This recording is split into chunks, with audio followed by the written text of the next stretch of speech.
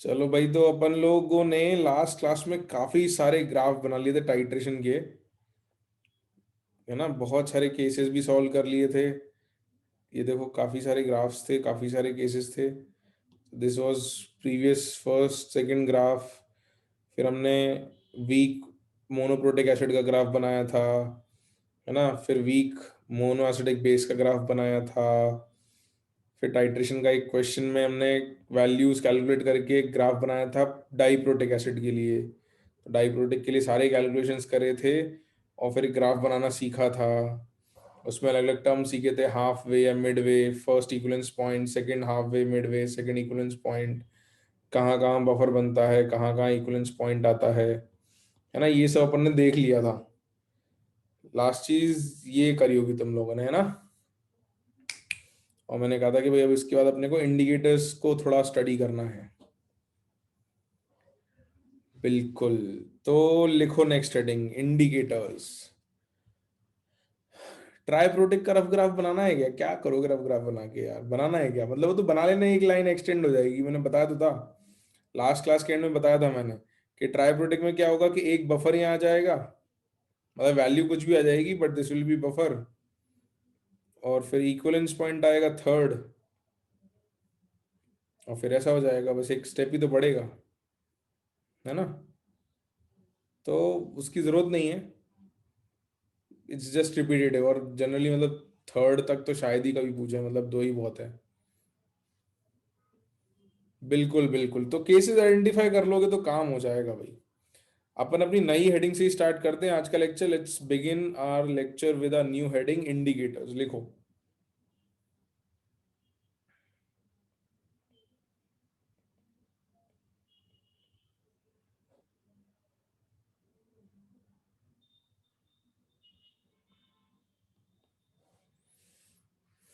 उसमें लिखो, indicators are weak organic acids और basis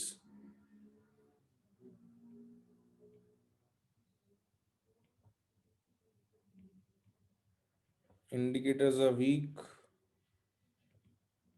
organic acids or bases, in bracket auxiliary substances, bracket closed, that can change their color, that can change their color near the end point or equivalence point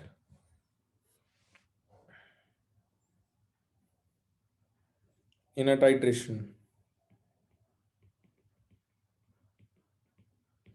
Full stop. Indicators have different colors for ionized and unionized forms.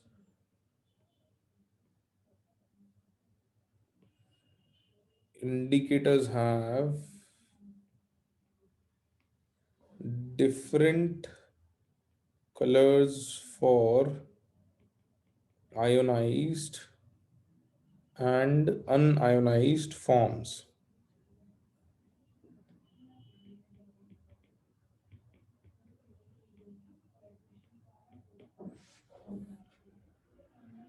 Example, हम एक acid indicator का example ले लेते हैं कि मान लो कोई acid indicator है।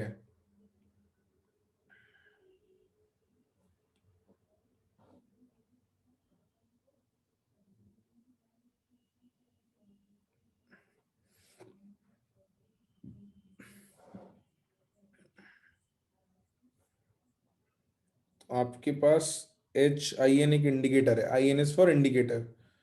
एसिडिक है इसलिए H लिखा हुआ क्योंकि वो H प्लस देगा। तो ये आपके पास एक एसिडिक इंडिकेटर है, this is an acidic indicator. और ये जब डिसोसिएट होता है तो आपको H plus plus ion negative दे देता है। और इसका जो इक्विलिब्रियम कांस्टेंट है Ka, इसको अपन KIN भी लिख रहे हैं, इसको कहते हैं इंडिकेटर डिसोसिएशन कांस्टेंट। सिद्धांत बेटा जो कुछ किया है अभी स्क्रीन पे ही लिखा है ना, इसके सिवा कुछ नहीं किया है अभी, जो कुछ लिखा है किया है सब स्क्रीन पे लिखा है। तो this is known as indicator dissociation constant.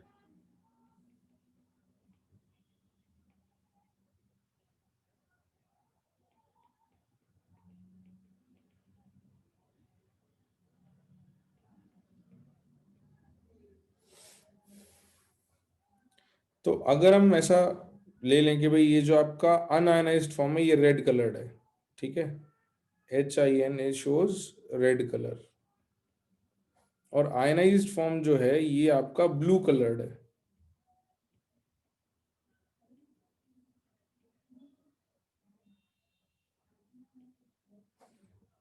तो मुझे ये बताओ कि इस इंडिकेटर के लिए अगर बात करें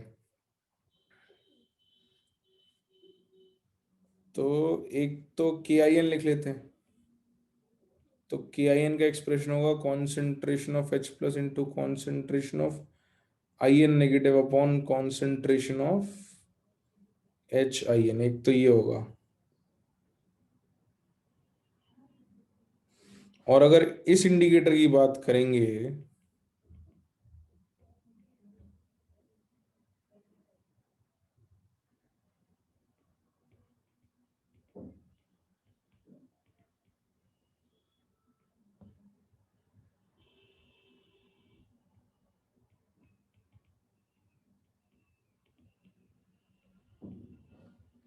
तो अगर आप इस इंडिकेटर HIN की बात करोगे तो एसिडिक मीडियम में कलर क्या होगा इसका? अगर मीडियम एसिडिक है तो कलर क्या होगा? रेड होगा, सबको समझ में आता है। मीडियम एसिडिक है तो H प्लस हाई है एसिडिक मीडियम में। H प्लस हाई होगा तो इक्विलिब्रियम कहाँ शिफ्टेड होगा? फॉरवर्ड के बैकवर्ड, किधर? बैकवर्ड शिफ्टेड होगा। बैकवर्ड शिफ्टेड होगा तो ज्यादा क्या मिलेगा? HIN होगा, और HIN मिलेगा तो आपको कलर क्या मिलेगा यहाँ पे? रेड। ये बात समझ आती है?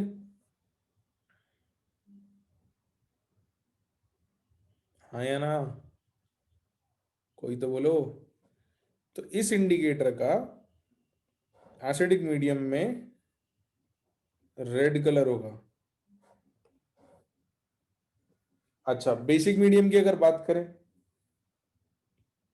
तो बेसिक मीडियम में ये जो H प्लस है, और बेसिक मीडियम की बात करेंगे तो OH माइनस से रिएक्ट कराएगा, तो इसको कंज्यूम करेगा ये। तो इक्विलिब्रियम कहाँ शिफ्ट होगा? फॉरवर्ड। इक्विलिब्रियम फॉरवर्ड शिफ्ट होगा तो IN नेगेटिव बनेगा। IN नेगेटिव बनेगा तो कौन सा कलर शो करेगा ये? Blue colour. तो बेसिक मीडियम में this indicator will show blue colour. तो एसिडिक या बेसिक इंडिकेटर्स ऐसे काम करते हैं कि वो उनके अलग अलग आयनाइज्ड और अनआयनाइज्ड फॉर्म के जो कलर्स होते हैं वो अगर अलग अलग होते हैं तो इन चीजों को इंडिकेटर की तरह यूज कर पाते हैं। अगर दोनों ही कलरलेस होते, अगर ये भी कलरलेस ये भी कलरलेस, तो क्या इसको इंडिकेटर की तरह यूज कर सकते थे क्या? नहीं कर सकते थे। तो इंडिकेटर में क्या होना चाहिए कि आपके जो फॉर्म्स हैं, है ना, तो उनके डिफरेंट कलर्स होने चाहिए आयनाइज्ड और अनआयनाइज्ड फॉर्म्स के, तो फिर अपन उनको एज एन इंडिकेटर यूज कर सकते हैं। ठीक है, तो इसको लिख लो। अब कभी कभी इस पे न्यूमेरिकल क्वेश्चन आ जाते हैं कि भाई इनकी कलर ट्रांजिशन रेंज बताओ,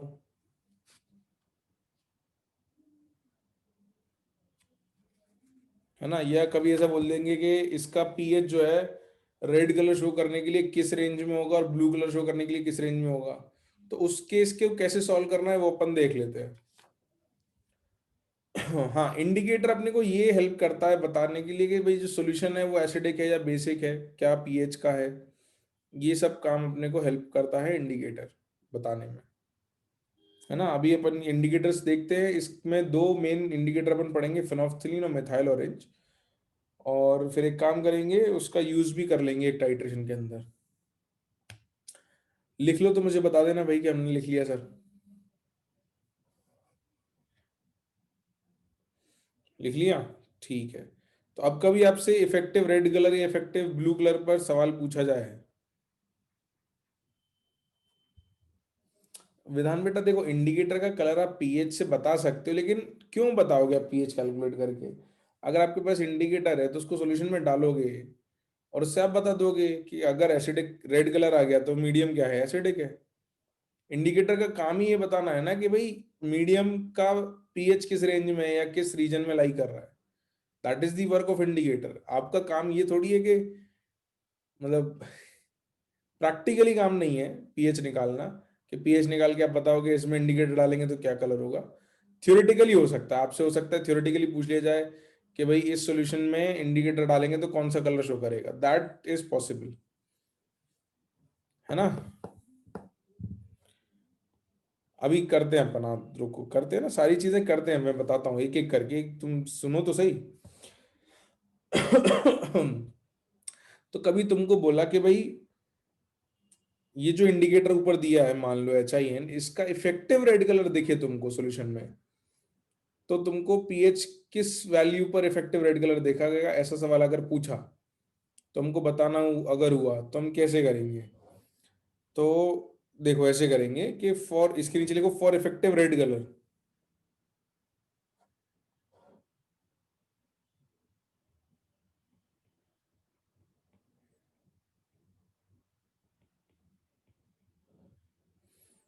फॉर इफेक्टिव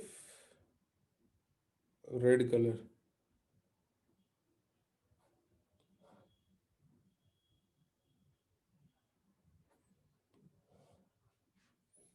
नहीं लेस देन 7 ऐसे नहीं है, नॉट नॉट लाइक दिस, कि लेस देन 7 है तो एसिडिक, ऐसा नहीं है।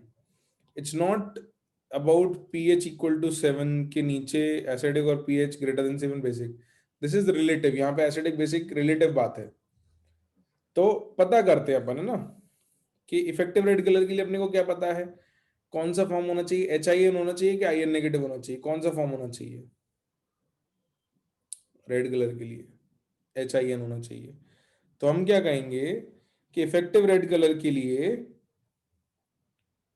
कॉन्सेंट्रेशन ऑफ या percentage of HIN should be more than और इक्वल टू 90%। जैसे तुम्हारा जो एसिड इंडिकेटर है वो दो फॉर्म में रह सकता है, या तो HIN में या IN नेगेटिव में। तो हम ये कह रहे हैं कि अगर 90% या उससे ज्यादा HIN का फॉर्म रहता है तो हमको इफेक्टिवली रेड कलर मिलेगा। देखिएगा ना कि अगर 90% से ज्यादा वो इस फॉर्म में है और इसमें 10% से कम है, लेस देन 10% है, और इसमें ग्रेटर देन 90% है, तो आपको रेड कलर दिखेगा, हाँ या ना। तो इससे हम लिमिट निकाल लेते हैं कि पीएच का क्या लिमिट आएगा, वो भी निकाल लेते हैं। तो percentage HIN should be greater than 90%, which means कि concentration of HIN upon total concentration यानी HIN plus IN negative into 100 should be greater than 90%। या इसको और ये अरेंज कर दें तो हमको मिल जाएगा कि HIN upon HIN plus IN negative should be greater then 0.9। और इसको अगर, ये चलो 10/9 कर देते हैं, एक काम करो, 0.9 में कैलकुलेशन में दिक्कत रहेगी, तो राइट इट एज 10/9, 9/10, सॉरी 10/9 बोलो, 9/10। अब इसको फ्लिप कर देते हैं अपसाइड डाउन। तो अपसाइड डाउन करोगे तो बेटा इनइक्वालिटी का क्या होगा, इनइक्वालिटी इन्वर्ट होगी कि नहीं होगी, हो जाएगी इन्वर्ट, बिल्कुल। तो अब आपको मिल जाएगा concentration of HIN plus concentration of IN negative upon concentration of HIN should be less than equal to 10/9। इसको थोड़ा और रिजॉल्व कर लेते हैं, रिजॉल्व कर लेते हैं। तो ये हो जाएगा 1 plus IN negative upon HIN should be less than 10/9। या concentration of I N negative upon H I N should be less than 1/9, यही आ जाएगा रेशो।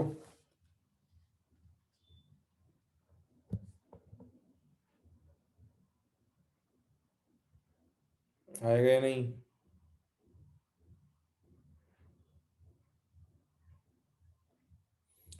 रुको तो सही अक्षत, सब बता रहा हूँ, अभी यहां तक आ गए। अभी पीएच की वैल्यू कैसे आएगी? देखो ये अपन ने के आई एन लिखा था ऊपर,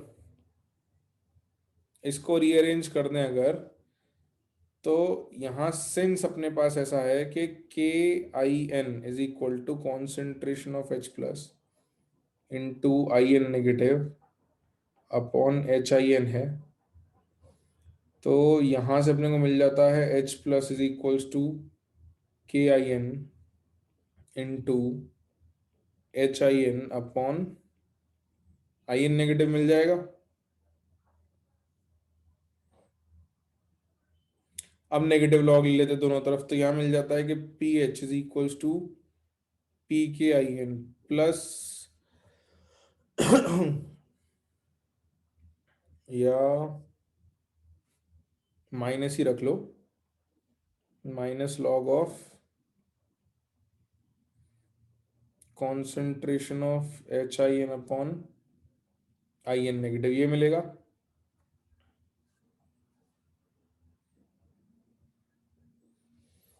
अब अपन को यहाँ मिल रहा है H I N upon I N negative, और यहाँ पे अपन ने I N negative upon H I N निकाल रखा है, तो इसको एक बार और इन्वर्ट कर लेते हैं। यहाँ तक लिख लो, फिर मैं इन्वर्ट कर देता हूँ इसको।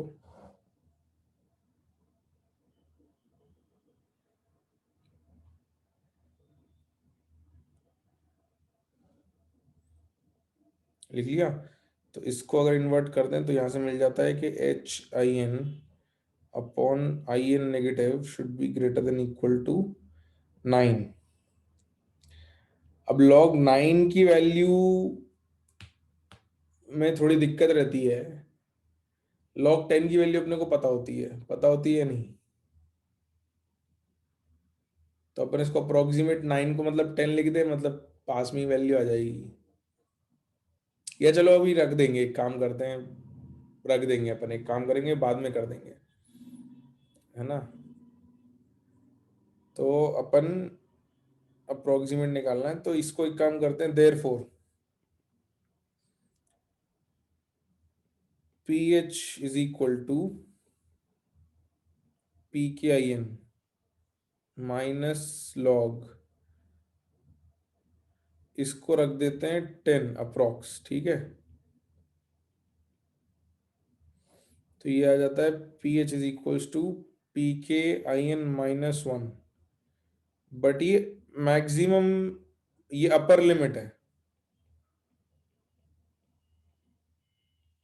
ये अपर लिमिट क्यों है ये समझ में आ रहा है? हाँ तो नहीं रख रहे ना log 9 की वैल्यू, क्यों टेंशन ले रहे हो तुम? 0.99 जो भी आ रही हो, अपन तो अप्रोक्सीमेट 10 रख देते हैं, ठीक है?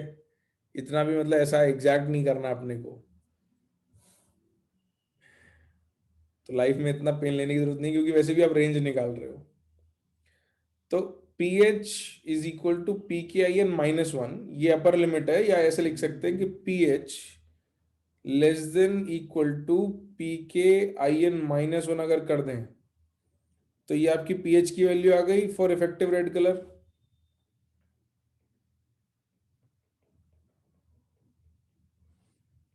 है ना?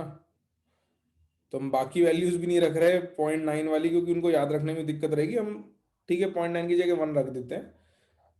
तो हमको इफेक्टिव रेड कलर के लिए पीएच की रेंज एक मिल गई कि भाई ये रेशियो 9 से बड़ा, यानी 10 हमने मान लिया, तो 10 या उससे बड़ा होगा, ये रेशियो 10 या उससे बड़ा होगा, तो ये जो वैल्यू है ये 1 या उससे बड़ी होगी। तो लिमिटिंग वैल्यू 1 वाली हो गई और उससे बड़ी वैल्यू होगी, तो ये पीएच छोटा होता जाएगा। ये बात समझ आ रही है? If you put it as 2 तो पीएच और छोटा हो जाएगा, 3 रखोगे तो और छोटा, 4 हो जाएगा तो और छोटा। हालांकि इतना जाएगा नहीं, log 4 तक नहीं पहुंचेगा, बट स्टिल फॉर एग्जाम्पल, बात समझ आ रही है?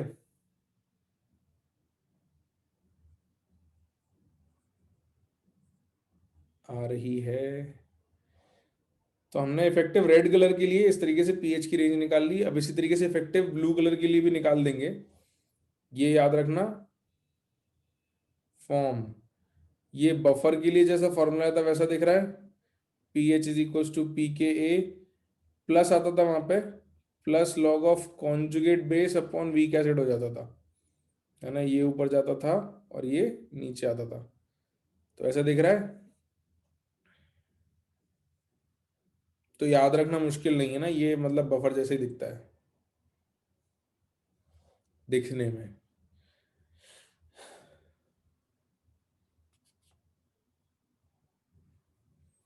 लिख लिया यहाँ तक सबने? इफेक्टिव ब्लू कलर के लिए भी लिख देते हैं अपन, फिर उसका एक ग्राफ बना देंगे और फिर क्वेश्चन भी करेंगे इसके ऊपर अपन।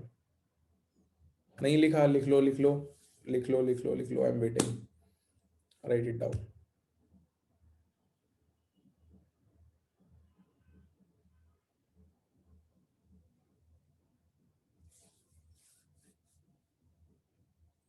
हाँ, आई इफेक्टिव ब्लू कलर के लिए 90% कौन होना पड़ेगा? अरे रे, 90% वाली बात कैसे पता चली?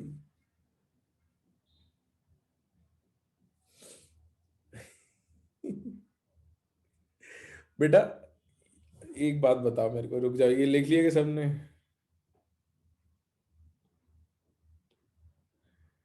एक बात बताओ मेरे को, तुम्हें किसी ने बोला कि H I N red colour का है और I N negative blue colour का है, और तुमसे पूछा कि भाई तुम्हें सॉल्यूशन में रेड कलर ज्यादा इफेक्टिवली, सॉल्यूशन रेडिश कब दिखेगा, तो तुम क्या कहोगे कि मतलब कुछ कैलकुलेशन करोगे कि मतलब थोड़ा दिमाग लगा के बोल दोगे कि सर जब एच आई एन जो है वो mostly H I N form में रहेगा तो रेड कलर दिखेगा। अब mostly H I N form के लिए कोई नंबर चाहिए, तो हमने 90% ले लिया कि भाई दिख रहा है कि 90% है,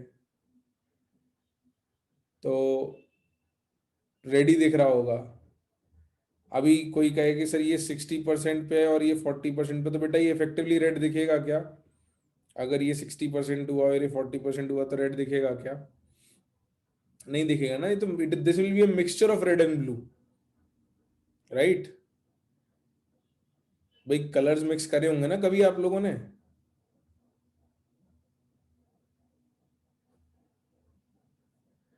तो अगर आपको कोई एक ही कलर ज्यादा चाहिए तो उसको मैक्सिमम ले, मतलब काफी ज्यादा लेना पड़ता है। और हम ये भी नहीं कह रहे कि 90 ही, हमें कह रहे कि 90% या उससे ऊपर होगा तो हमको रेडिश दिख रहा होगा, यही कह रहे हैं हम। समझ में आ रही है बात? अब ऐसा कुछ जरूरी नहीं है कि 85% नहीं ले सकते, लेने को ले सकते थे, बट हमने एक तरीका देखा। अब उसमें कभी क्वेश्चन बोले नहीं 80% पे करो तो कर देना, 80% पे क्या दिक्कत है, सेम प्रोसेस 80% पे लगा देना। बस यहाँ ये लॉग की वैल्यू चेंज हो जाएगी बस, और कुछ चेंज आएगा क्या इसमें? है ना, तरीका सीखना है ना, तरीका तो आ गया ना, जो परसेंटेज तुमको बोला जाए उस पर कर देना, कर पाओगे ना? हाँ, तो जब तक नहीं बोल रहे तो हम अपने मन से 90 मान के कर रहे हैं कि भैया 90% पे तो रेड दिख ही रहा होगा, तो हम उसके हिसाब से रेंज निकाल लेंगे कि इफेक्टिव रेड कलर की रेंज 90% के हिसाब से ही आ जाएगी। ठीक है, ऑक्सिलरी मतलब होता है जो एक्चुअली पार्ट नहीं लेता, auxiliary mean supporting substances which do not take part in reaction. तो इफेक्टिव ब्लू कलर, तो इफेक्टिव ब्लू कलर के लिए क्या होगा?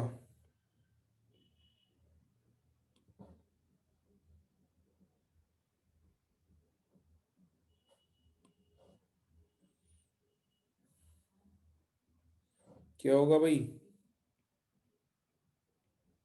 आई N negative upon H I N plus I N negative should be greater than equal to 90%। इसको भी उल्टा कर लेते हैं, तो 1 plus H I N upon I N negative should be less then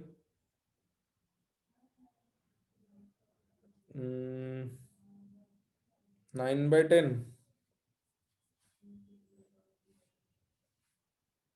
तो ये हो जाएगा concentration of H I N,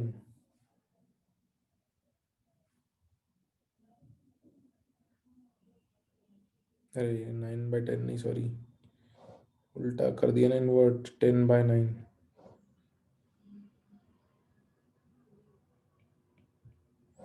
तो H I N upon I N negative should be less than 1/9, या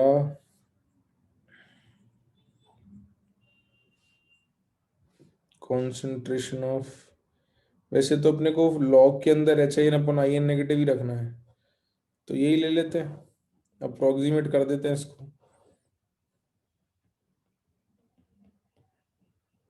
concentration of H I N upon I N negative should be less than equal to 1/10 कर सकते हैं approximate.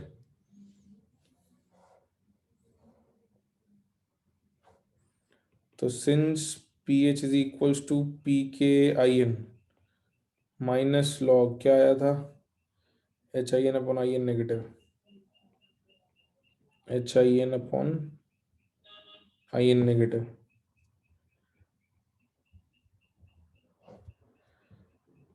तो P H is equals to P K I N minus log 1/10, ये lower limit आएगी। ये बात समझ आ रही है?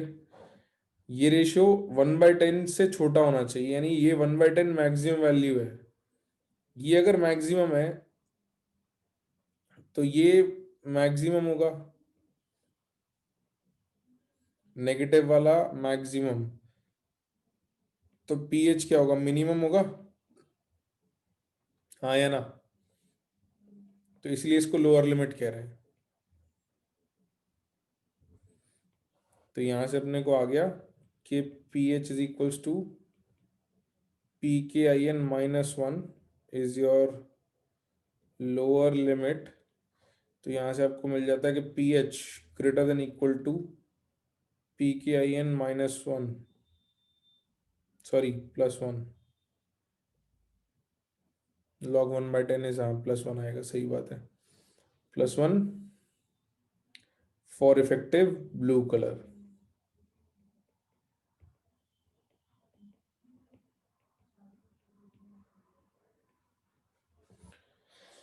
For effective blue colour. तो अब अपन इसका पीएच रेंज लिख देते हैं। Therefore range for indicator,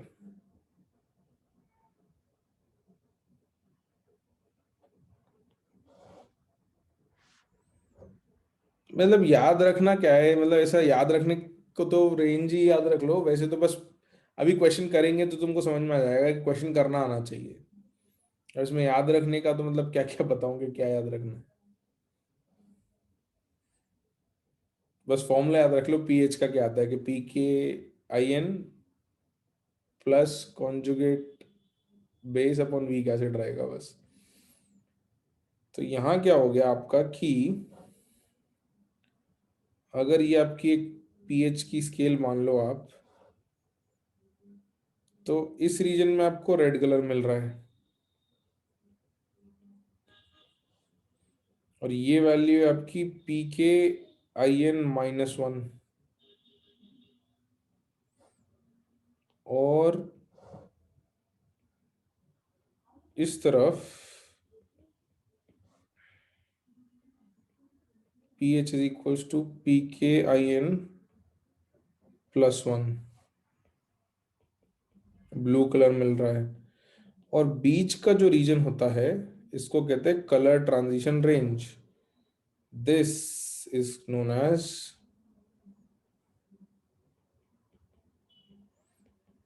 colour transition range.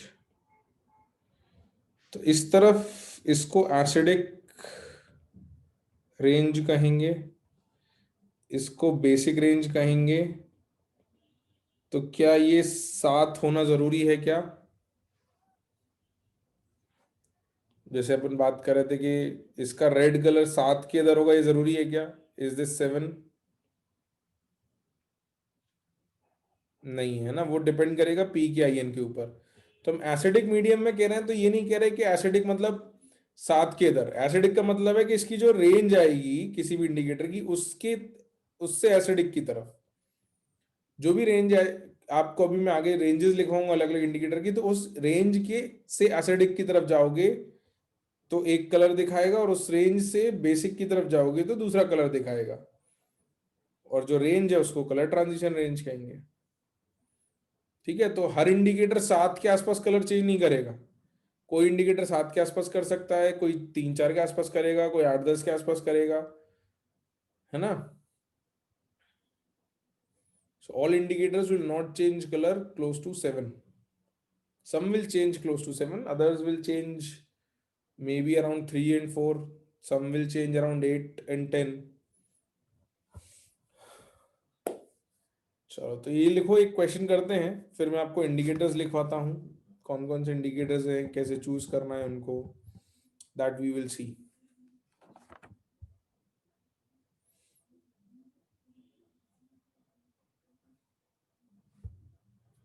लिखा सबने?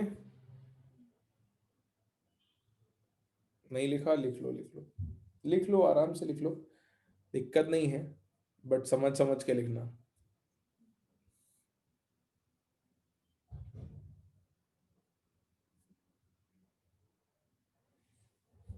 और जब लिख लो तो मुझे बता देना भाई कि लिख लिया है।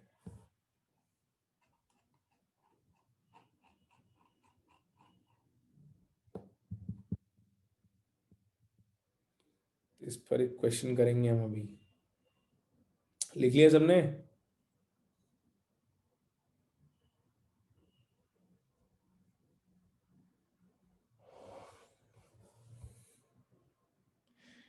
चलो, तो let's do a question. Scroll down, मैं तो स्क्रॉल अप करना चाह रहा था, लो देख लो, जल्दी देख लो।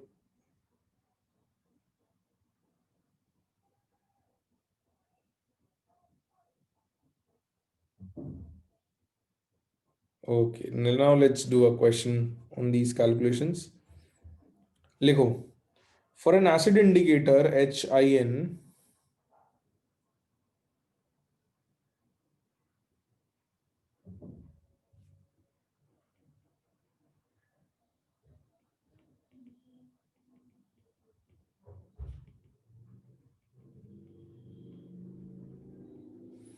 तो तुमको एक इक्विलिब्रियम दे रखा है HIN का।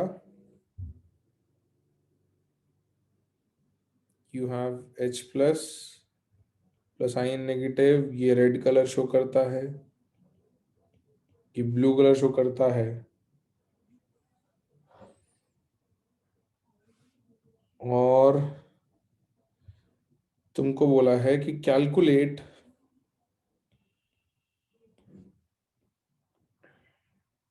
The change in pH of the solution for which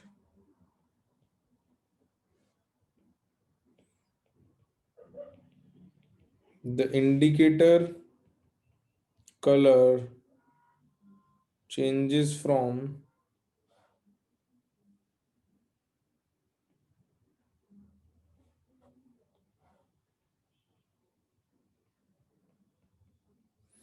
80% red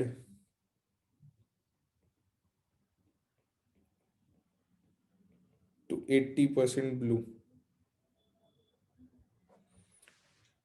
तो अगर सॉल्यूशन में 80% रेड था पहले इंडिकेटर, उससे वो 80% ब्लू चला गया, तो सॉल्यूशन के पीएच में कितना चेंज आया ये तुमको बताना है। करो कोशिश।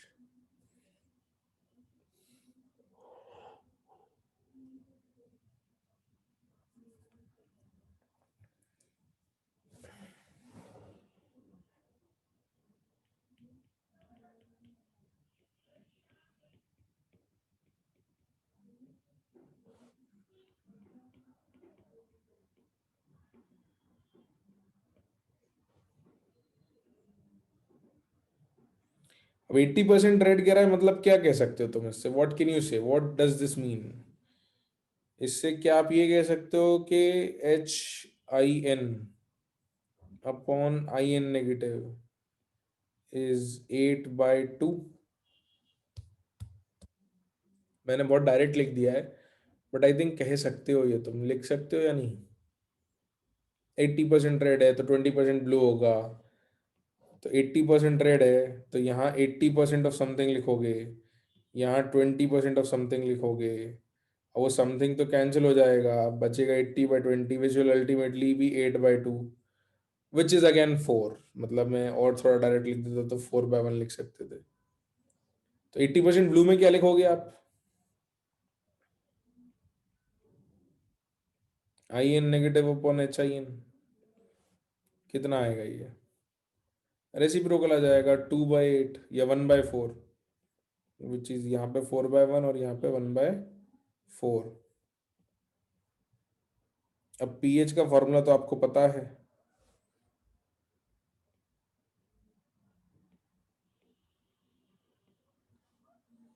तो दोनों में पीएच निकाल लो। PH is equals to PKIN, और प्लस वाला ही याद रख लो तुम तो, log of conjugate base upon weak acid, यही फॉर्मूला है भाई। हाँ या ना?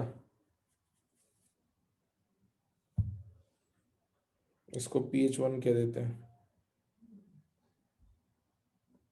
अब कोई हाँ ना तो बोल दो, ना हाँ नहीं बोल रहे हो ना ही बोल दो, जिससे मैं कहूँ कि नहीं नहीं तुम गलत बोल रहे हो, हाँ सही है। तो यहाँ से pH1 जो है तुम्हारा आ रहा है PKIN प्लस लॉग ऑफ 1/4।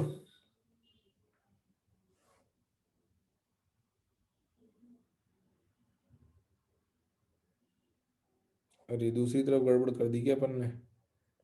दूसरी तरफ मैंने लिखने में गड़बड़ करी है। IN नेगेटिव 4/1, 8/2 था, तो ये भी 4/1 ही रहेगा। हाँ, IN नेगेटिव को इन्वर्ट कर दिया था तो रेशो तो वही रहेगा। इसी तरीके से pH2 लिखोगे तो वो आएगा PKIN plus log IN negative upon HIN। तो pH2 जो आएगा वो आएगा PKIN प्लस लॉग 1/4। अरे एक सेकेंड, 4, सॉरी, 4 4 4 4 4 4 4 4 4/1, ऊपर वो 4/1 लिख रखा है। तो डेल्टा पीएच कितना आ गया? चेंज इन पीएच, तो that is pH2 minus pH1, तो ये आ जाएगा log 4 माइनस log 1/4। तो log 4 होता है 0.6 माइनस माइनस 0.6, यही होगा ना? 2 log 2 लिख दूं ना डायरेक्ट? मतलब दिक्कत तो नहीं किसी को ये log 4 को 0.6 लिखने में, और ये 1/4 को -0.6 लिखने में? अभी बता दो, दिक्कत तो नहीं है 2 log 2 लिख दिया तो? ठीक है, दिस इज 2 log 2, तो 2 × 0.3, उसको 0.6 लिख दिया डायरेक्ट। देयरफॉर डेल्टा पीएच जो आ गया आपका वो आ गया 1.2। This is your answer. इसलिए वो प्रोसेस करवाया था कि मतलब कैलकुलेशन बेस्ड क्वेश्चन हो तो आप कर पाओ, मतलब ये इसलिए वो प्रोसेस करा था अपन ने। आई बात समझ में?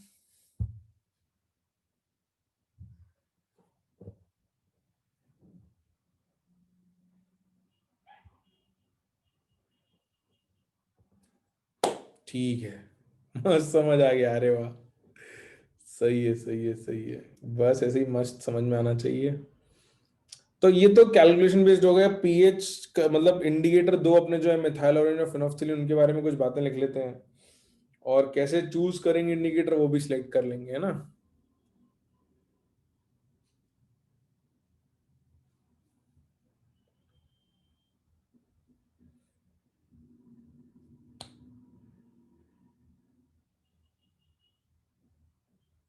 लिख लिया सबने? अगर सबने लिख लिया हो तो फिर अगली सब हेडिंग लिखूं मैं। ओके, तो राइट डाउन योर नेक्स्ट सब heading, selection of indicator for a titration.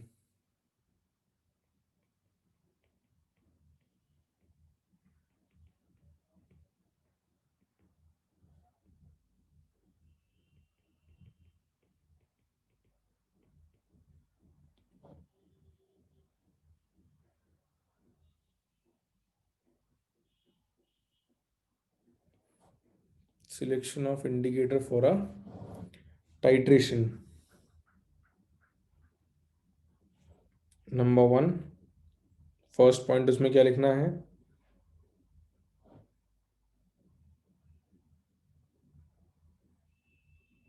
We try to choose an indicator. We try to choose an indicator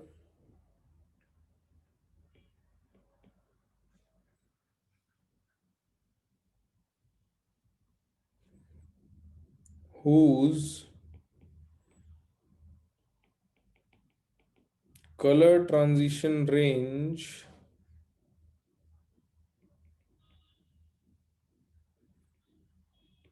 includes whose color transition range includes the pH of the end point of titration. तो हम कोशिश ये करते हैं कि ऐसा indicator लें जिसका कलर ट्रांजिशन रेंज जो है वो एंड पॉइंट को इंक्लूड करता हो। जैसे अगर आपके पास पीएच वर्सेस वॉल्यूम का ग्राफ है, you have pH versus volume, और अगर आपको याद हो तो हमने जो पहला ग्राफ बनाया था वो कुछ ऐसा बनाया था।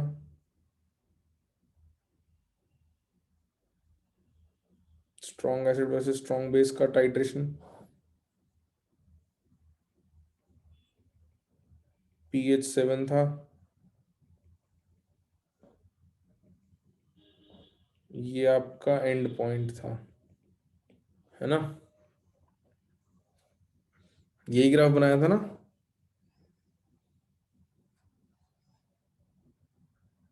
देख लो भाई, टाइट्रेशन का पहला ग्राफ बनाया था आपने, HCl वर्सेस NaOH का। हाँ, तो हम यहाँ वॉल्यूम ऑफ NaOH नहीं लिख रहे क्योंकि जनरल ग्राफ बना रहे हैं। Strong acid versus strong base का है, this is strong acid versus strong base. अब मान लो मैं आपको तीन इंडिकेटर दे दूं, if I give you three different indicators, let's say आपका एक इंडिकेटर का कलर ट्रांजिशन रेंज ये है,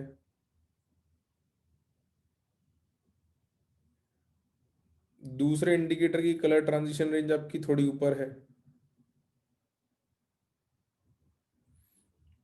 और तीसरे इंडिकेटर की कलर ट्रांजिशन रेंज नीचे है। तो let's call this as indicator one, this as indicator 2, and this as indicator 3। Hmm, तो हम ऑप्ट कौन सा करेंगे, या कभी बोलना हो कि बेस्ट इंडिकेटर कौन है, तो कौन है? सेकंड, है ना? This is the best indicator for this titration, best indicator for this titration, क्योंकि इसका जो कलर ट्रांजिशन रेंज है और जो एंड पॉइंट है वो एंड पॉइंट इस कलर ट्रांजिशन रेंज के बीच में लाई कर रहा है, यानी इसका इधर कलर कुछ और होगा, इधर कलर कुछ और होगा। ठीक है, तो ये हमने जो पॉइंट लिखा था वो वाली बात हुई। इसको बना लो। और भी कुछ बातें करते हैं, जरूरी नहीं है कि हर बार एकदम रेंज के अंदर ही लाई करे। इट्स नॉट ऑलवेज पॉसिबल कि एकदम रेंज के अंदर ही लाई करे।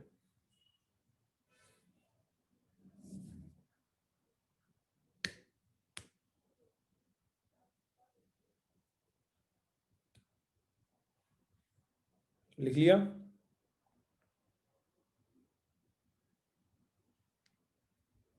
बना लो बना लो।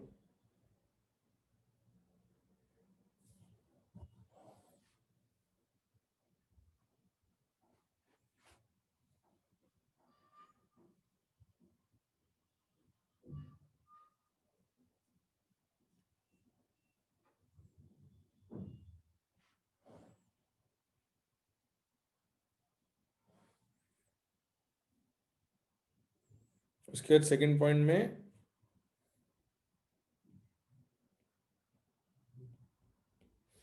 a better indicator is the one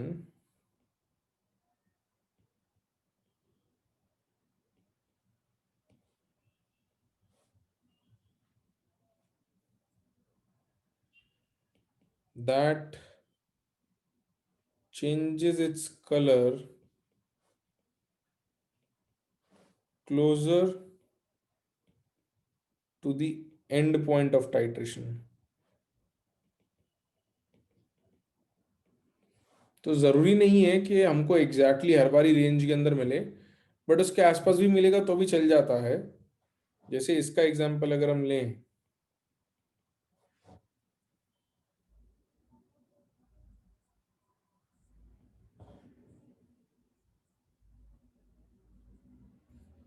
तो सेम पीएच का ग्राफ बना लेते हैं और इस बार इंडिकेटर 2 ले लेते हैं।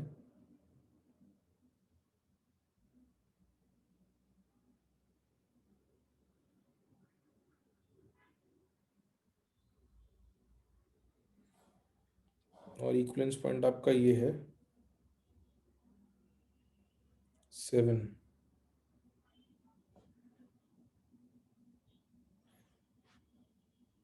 ये आपका इक्विवेलेंस पॉइंट है। अब आपके पास दो इंडिकेटर्स हैं। एक जो है उसका कलर चेंज का रीजन ये है,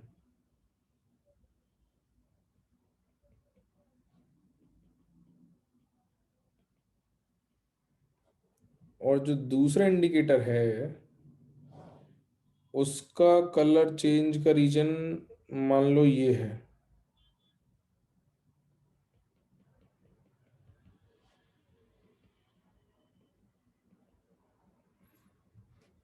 तो अपन कौन सा प्रेफर करेंगे? फर्स्ट वाला ना, तो दिस इज बेटर।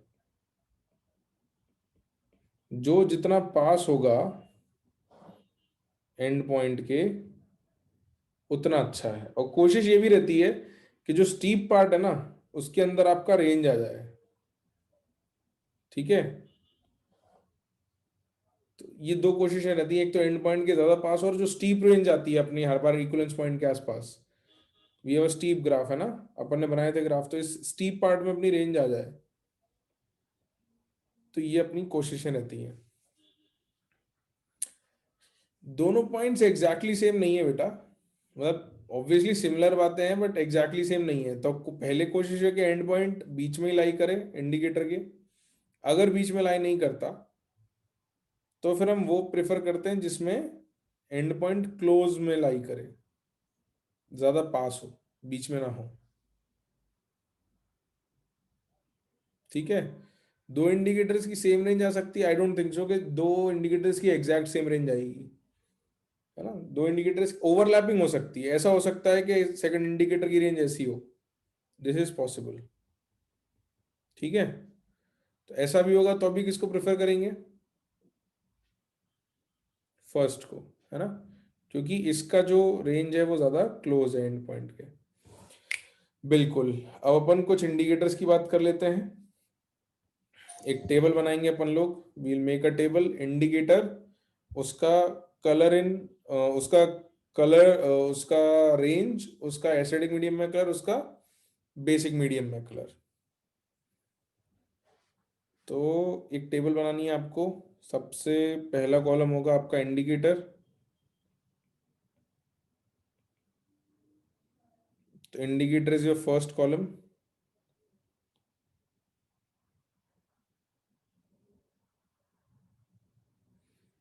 फिर second column is your pH range,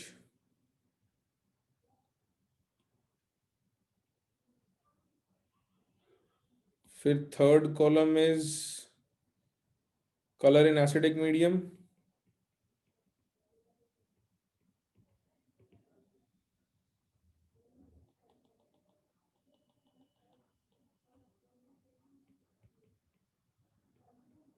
colour in acidic medium,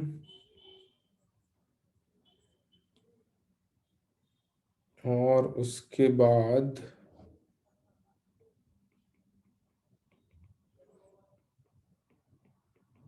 colour in basic medium. तो पहला आपका, आप लिख लो मिथाइल ऑरेंज इंडिकेटर,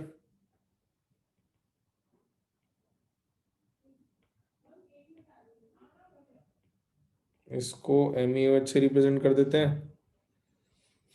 तो इसका जो पीएच रेंज आएगा ये आएगा लगभग 3.1 से 4.4।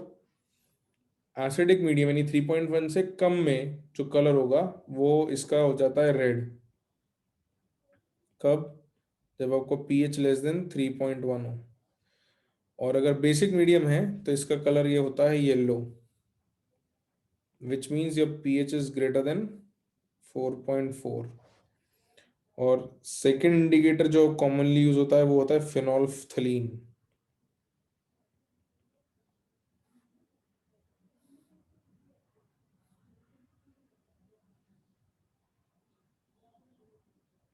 तो इसको HPH से रिप्रेजेंट कर देते हैं। और इसका रेंज आता है लगभग 8 to 10। तो अगर एसिडिक मीडियम यानी 8 से कम हुआ तो ये कलरलेस होता है, which is pH less than 10, sorry less than 8। और अगर बेसिक मीडियम होता है तो this shows pink colour which is pH greater than 10।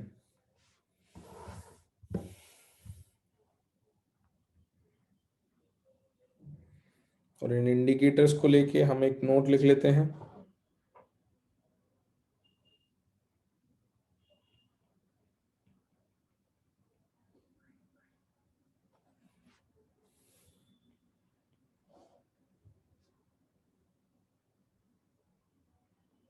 हाँ हाँ, ये रिडॉक्स टाइट्रेशन में लिखा था टेबल अपन ने ना, ये हमने रिडॉक्स टाइट्रेशन में एक बार टेबल बनाया था।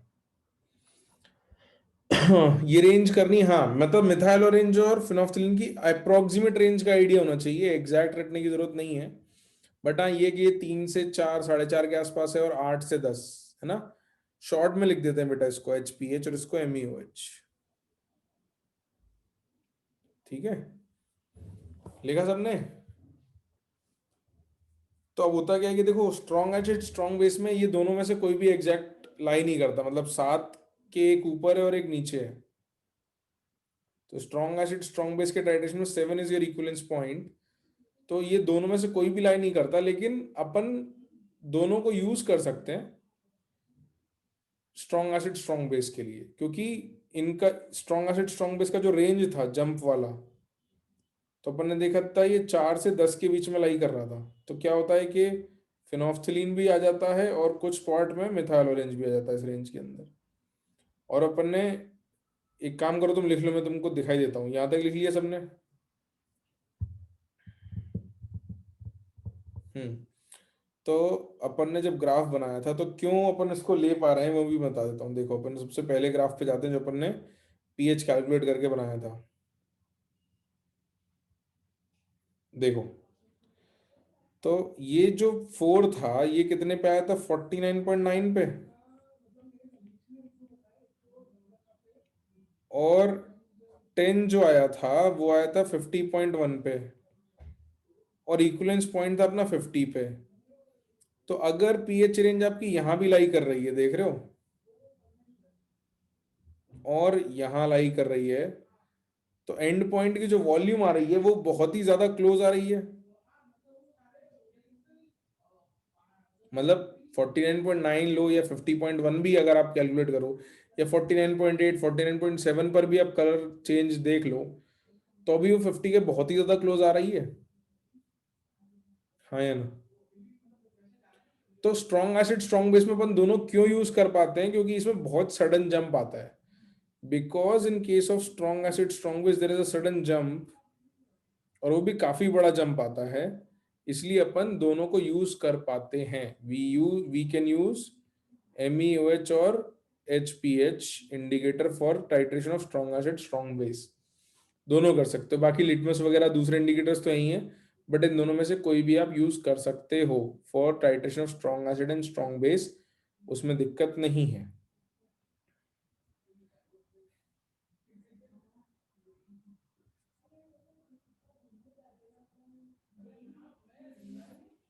तो नोट का पहला point, in titration of strong acid and strong base,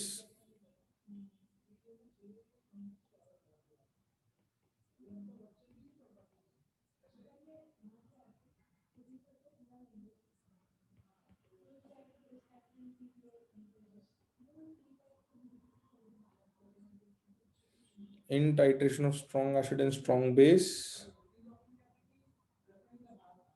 we can use both methyl orange and phenolphthalein indicators।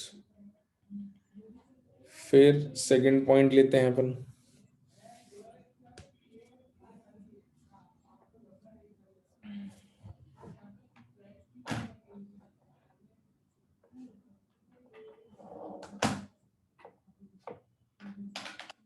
लिख लिए कि सबने?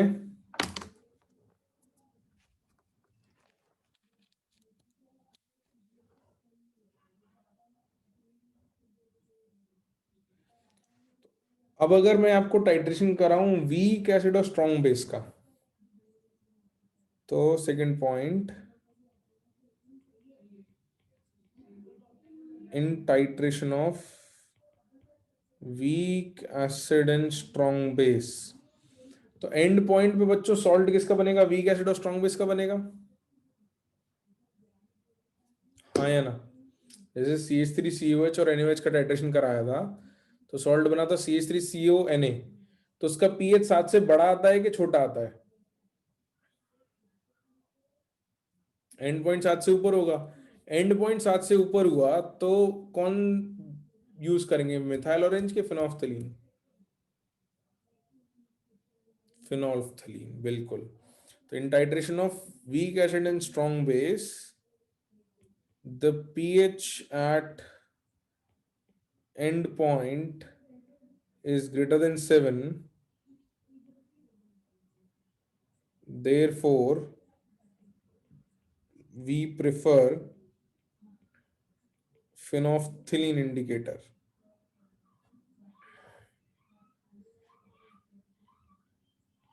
और उसके बाद third point, in titration of strong acid and weak base, the pH at end point क्या हो जाएगा? Will be less than 7,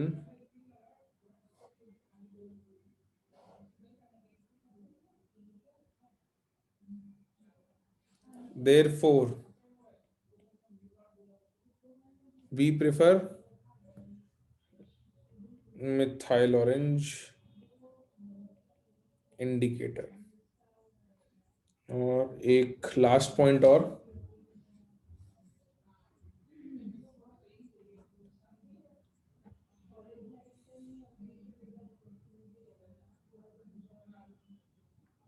लिख लिया यहां तक? तो लास्ट पॉइंट और लिखवा दूं?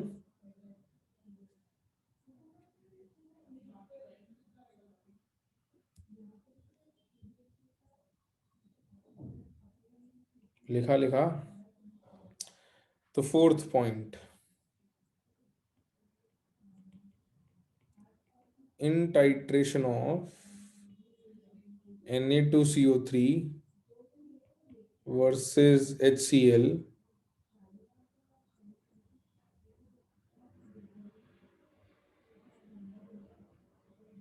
comma, phenolphthalein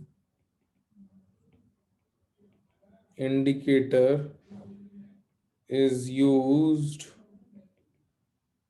to identify first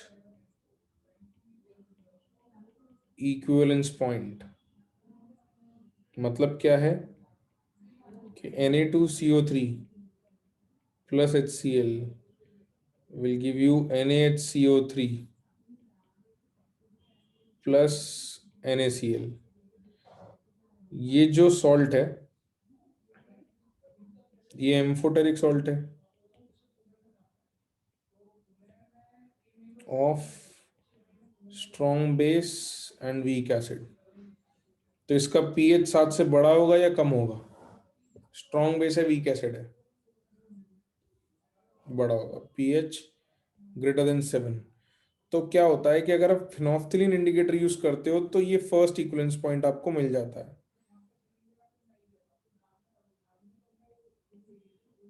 phenolphthalein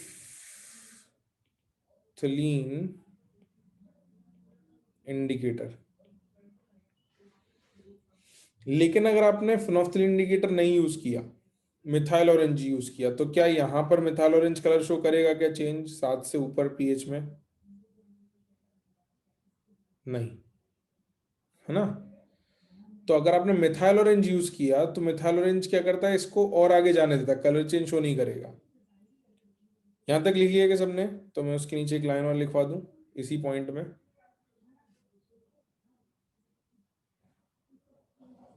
तो अगले स्टेप में क्या होता है, अगर आपने मिथाइल ऑरेंज लिया और आप और HCl डाल रहे हो ऊपर से, तो methyl orange colour show change क्यों नहीं करेगा फर्स्ट इक्विवेलेंस पॉइंट पे? तो यहाँ मिथाइल ऑरेंज फिनोफ्थिलीन के नीचे लिख लेना फर्स्ट इक्विवेलेंस पॉइंट,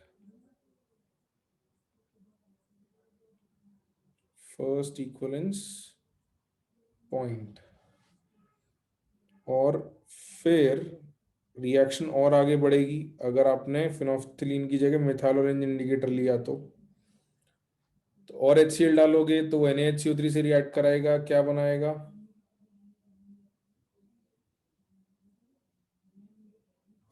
एक और Na हट जाएगा, तुमको मिल जाएगा H2CO3 प्लस NaCl। ये क्या मिल गया तुमको? Weak acid.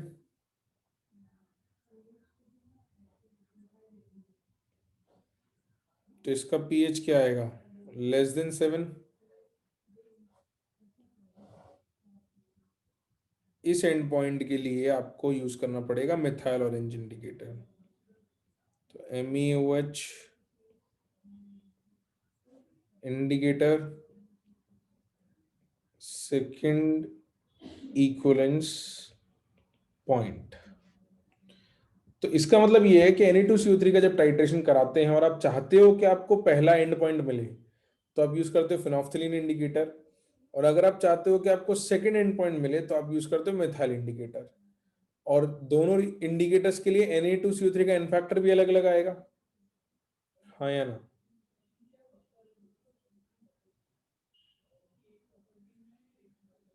बिल्कुल। तो हम इसके नीचे वो बात भी लिख ही लेते हैं। वैसे तुम लोगों ने सही जवाब दिया, आई वाज नॉट एक्सपेक्टिंग मेरे को डायरेक्ट आंसर मिल जाएगा, बट गुड, बढ़िया। पर तो मैं अगर आपसे ये पूछ लूं कि ये लिख लिया क्या, तो एक क्वेश्चन ही पूछ लेता हूँ।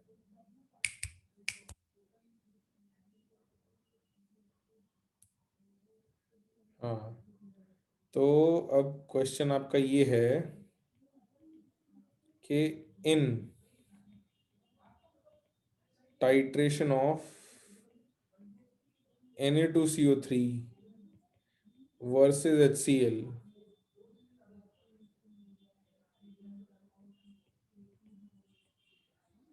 write down the reaction for the titration using number one HPH indicator, short में लिख देता हूं मैं HPH indicator, also write n factor for Na2CO3, और सेकंड मिथाइल ऑरेंज इंडिकेटर, और यहां पर भी also write n factor for Na2CO3।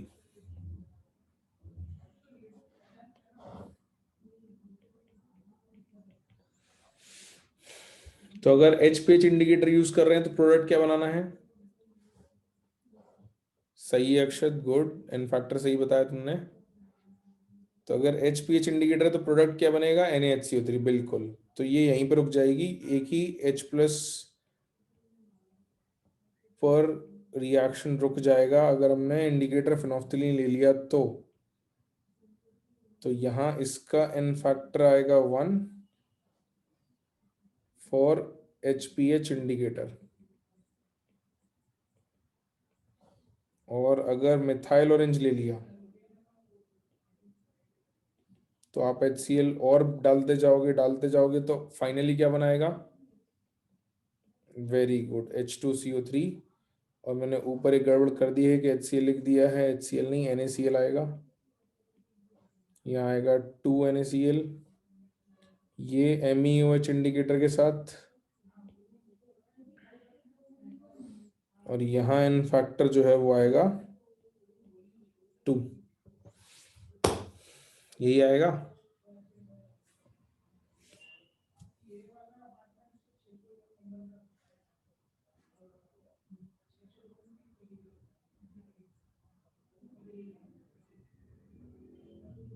सही है।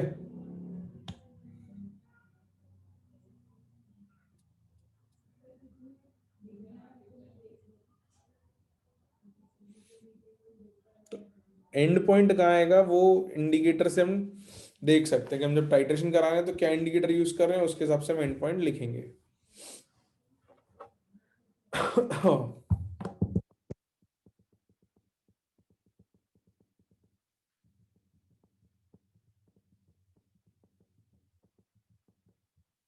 लिख लिया सबने?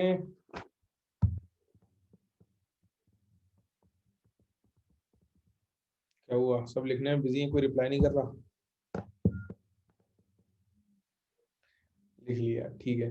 तो थ्योरी पॉइंट ऑफ व्यू से इससे ज्यादा मेरे को इंडिकेटर्स में नहीं लिखवाना है। There are just a few questions on यही Na2CO3 और NaHCO3 के टाइट्रेशन पर, तो वो करवाने रहेंगे थोड़े से। बाकी थ्योरी पॉइंट ऑफ व्यू से दिस इज मोर और less what I wanted to make you guys note down for titrations and indicators, है ना?